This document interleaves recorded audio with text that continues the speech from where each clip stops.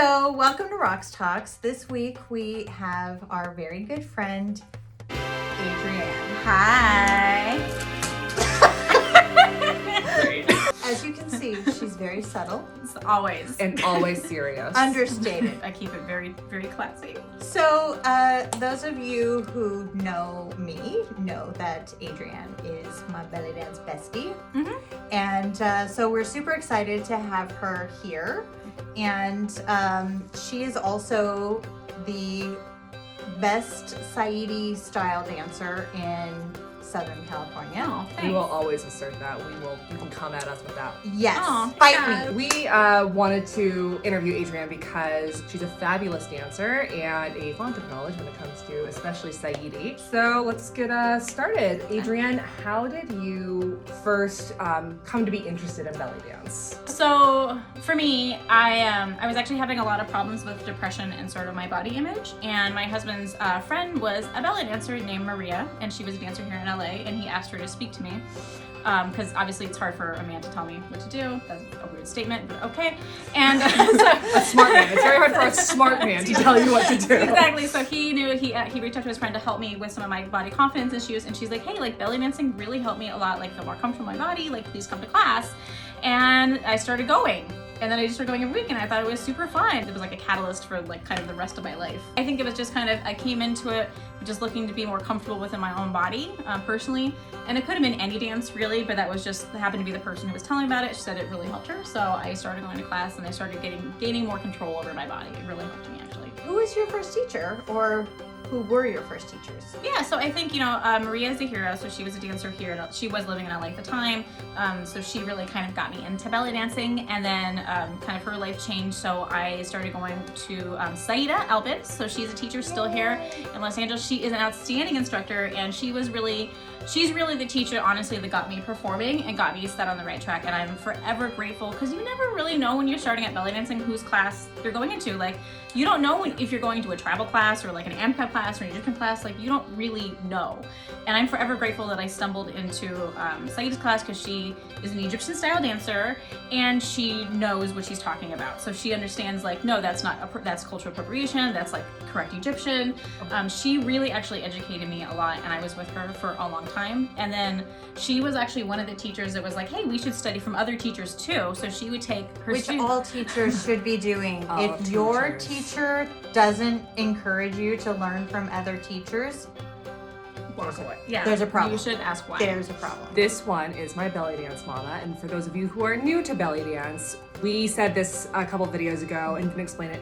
Belly dance mama or belly dance mom is a phrase that we use in the community a lot, meaning our first teacher or our most influential teacher. And this one is my belly dance mama, and she is the one who actually walked me over to my next teacher. She's like, "Hi, this is Parazad. She's gonna be taking with you now because she's in LA." I was like, "Okay." But it's that's hard, what yeah. a belly dance mama should do. Yeah. I mean, You should encourage to study from multiple different people, and that's what Saida did. We would go to other classes, and I studied with Tamara Henna, who was teaching UCLA for a long time. Yeah. So we would go to her class every week. So I was taking classes, but also taking other classes along with my belly dance teacher, and I'm Yeah. always forever grateful for setting my kind of dance expectations up like that. Right. So. At what point Mhm. in learning belly dance did you start performing professionally and not just as a student? Yeah, I think I waited probably longer than most people would, because I've always been like, I just never felt like I was good enough or I was ready enough to perform for the people or to like take money for my own performance. I really struggled with that a lot, and it was really Saida that really pushed us. And so I think we did 1 or 2 gigs with her, and as her students, and Sarah was like the 3 of us created a little troupe.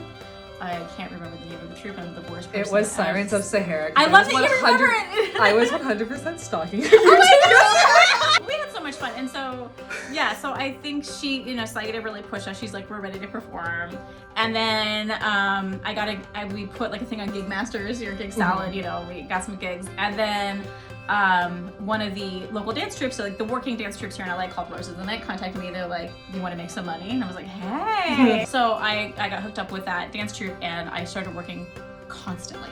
Like every weekend, multiple shows every single weekend. Yeah, with the girls, and that was its own adventure in itself. So, yeah. Now, how did you come to your current teacher, who is?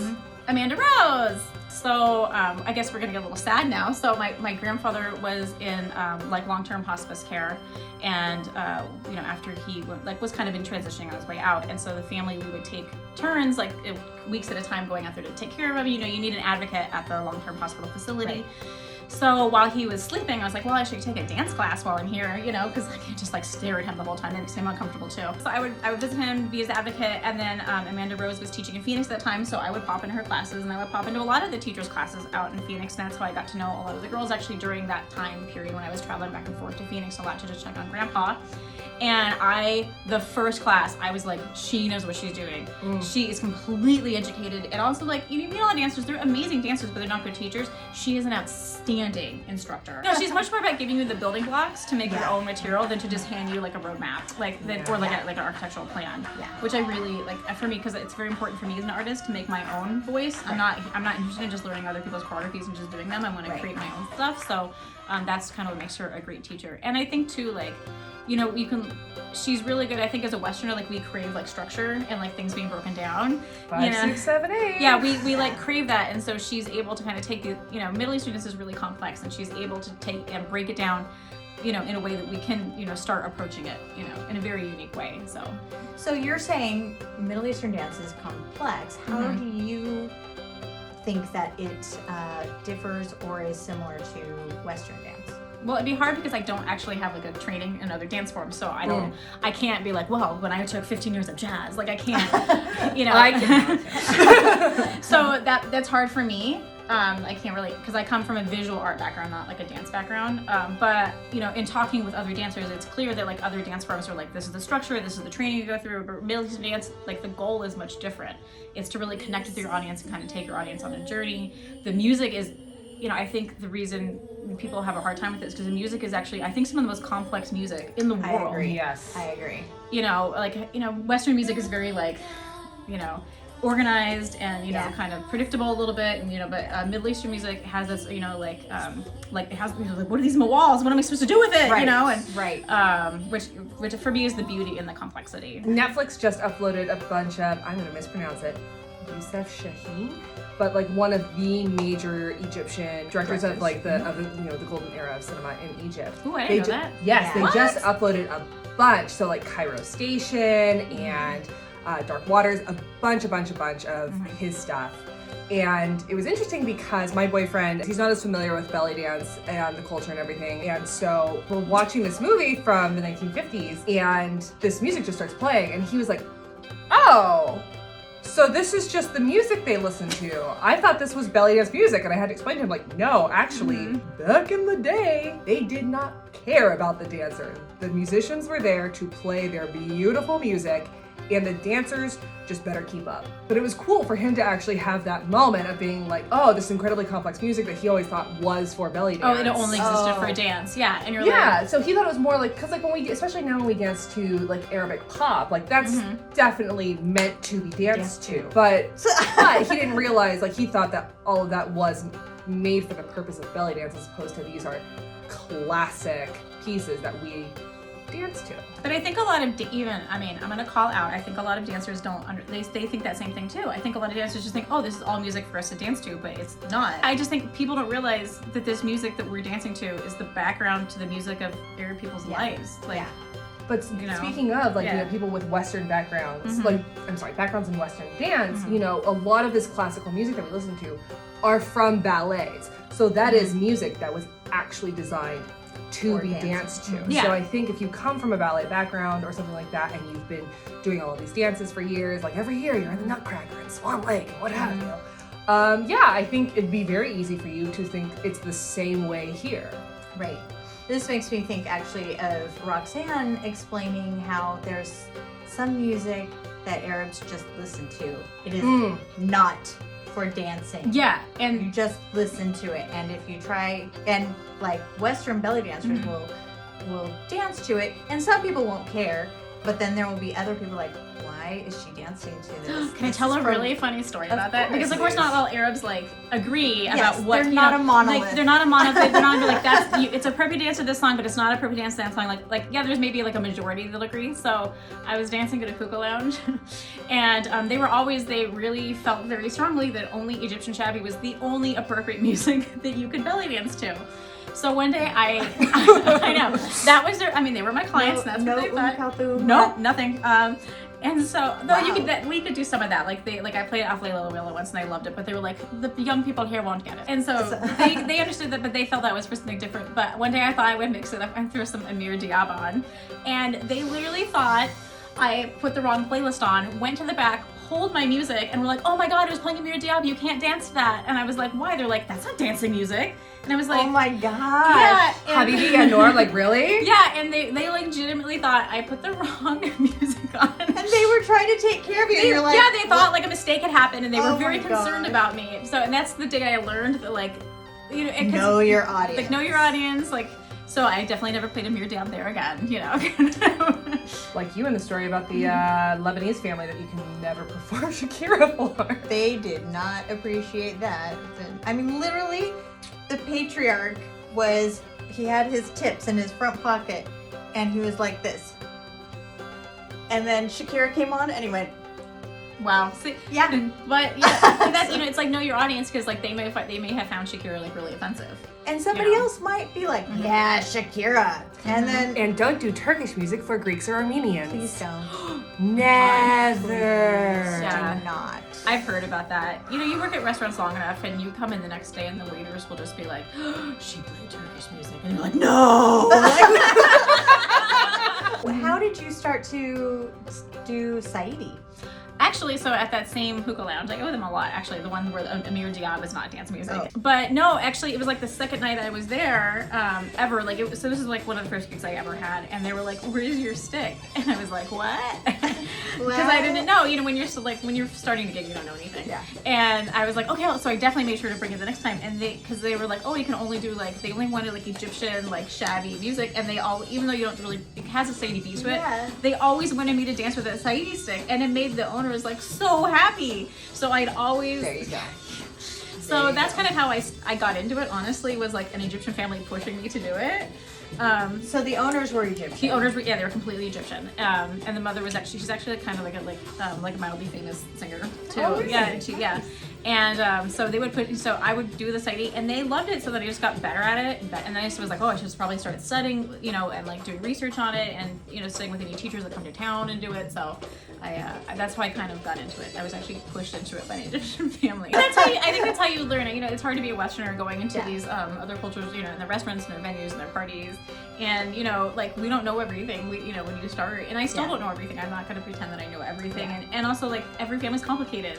What are some of your pet peeves in belly dance for the belly dance community? Oh my God, can I get a list? Like, okay. We're gonna be here a minute. My top 3 is, one is, I see a lot of people, honestly, that try to argue a lot on Facebook, but they're not actually participatory in the dance community, and they're assuming what MENAT people are would be offended by, while silencing their voices and not promoting their voices. I would rather see people work on promoting the dancers of the culture's voices than like silencing them and like saying what they should be offended by. Like, that actually really is a pet peeve of mine. Yes. Because I feel like there's so, for multiple reasons, there's so few dancers of the cultures like within our community. They feel silenced all the time if you ask them, and then here come all these like people that are like, that don't really participate in the culture too much, aren't really doing a lot of research, aren't really hanging out with people of the culture, like saying like, you should be offended by this and you should be offended by this. Well, why don't we actually promote the voices of those people? Like, I think that's a pet peeve of mine, because I see the damage it's done.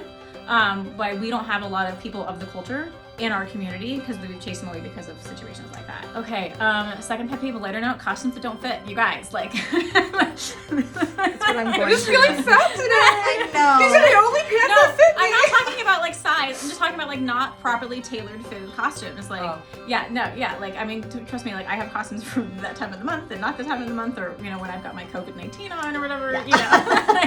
Yes. Yeah, but if you're going to invest in a costume, please invest in tailoring it to yourself. That's a big deal for me. And then, making sure like there's no crotch shots, your underwear isn't showing, your undergarments aren't showing, your bra's fitting correctly. I think I see that a lot and it really annoys me. Yeah, ill-fitting costumes. Adjusting your costume once is funny. Having to adjust it multiple times during a set is not cute. So, you have one more pet peeve. Oh my God, one more pet peeve. Ooh. Only one. I mean, you can say more if you want. Okay, people that do this dance that are zero interested in the culture behind it. Oh. Yeah. Mic drop. Peace out. Okay. No, I definitely feel like, people, I don't want to pretend that like I came in like understanding everything. I definitely came in, thinking, oh, like maybe this is Orientalist fantasy dance, and then luckily I had teachers that educated me that's what it is. But people that continue to ignore that, have no interest in learning about the culture, no interest in the people of the culture. Just want to dance to Western music. Just want to dance to Western music. Just want to put on that Orientalist fantasy, and then and just ignore like what's happening, like ignore the culture they're taking from. Honestly though, I think that's one of like the beautiful things about living here in LA is we have so many different like MENA, like different cultures. And you can actually see them like interact with each other. Yes. But I love LA because you can have like the Jordanians and the Palestinians and the Lebanese, and they're all their own independent cultures. And so you can get to meet all the different types of cultures and see the differences between them. And what they think of the other ones, they'll be like, oh, that's what these people do. We don't do that. Like they're the most civilized, and it's just like to us it's hilarious because we're outsiders to all of it. So we're just like, okay. Every single like subgroup thinks that their belly dance, their version of belly dance, is the best. Is the correct. Like, oh, well, that's just such and such. My favorite though is they're all willing to share their opinion with you. Yeah, but that's why it's really important though to like not just know your audience, but be an educated dancer. Because if you're gonna walk in and they're gonna be Lebanese versus Egyptian, like you're gonna have a different playlist. It's true. Yes. It is 100% true. And if you try to do a dev key with Egyptians, they're gonna go, we're Egyptian, we don't care. So what is your favorite part of performing? I'm addicted to the energy exchange. Like it's almost like a high for me. Like so when I'm dancing, it's this like collective. It should be so like in Middle Eastern dance, Minat. It should be an exchange between the audience. Like and that energy, like oh my god, that's my favorite part. And then I get to go and my friends are there, my friends in the audience, and I feel this love like around me, and like it's like we're all talking, but we're not talking, and I don't know like that. And that's my favorite part. Yeah. I feel like I feel like the difference between like Western dance and Middle Eastern dance is the difference between a play and stand-up comedy. Because stand-up comedy, there's so much more of an exchange. It's not just I'm gonna be like there's no fourth wall in comedy. Right. You're not like to be or not to be. Well, actually, that's a soliloquy. That's a really bad example. You see that so much, especially when the comedians start like making fun of people in the front row and all that. It's so much more of an exchange. So I feel like that would be the best example we have. Plays versus comedy. Belly dance is an exchange. So let me get on my high horse here. Yes. Okay. So I always feel like a pretentious like when I say this, but I'm like I come from a fine art background. I have an MFA. I always hate that I have to like bring it up all the time, but I'm just trying to prove that like I know what I'm talking about. I have an education. Girl, are you kidding me? I was like, I'm an actor. I have a BFA in theater. Yeah, so I do have an MFA. And so in visual art, so I have a very extensive visual art education, and within visual art, there is a hierarchy of art. Sculpture and painting being at the top, and you can say like fiber arts and crafts are at the bottom.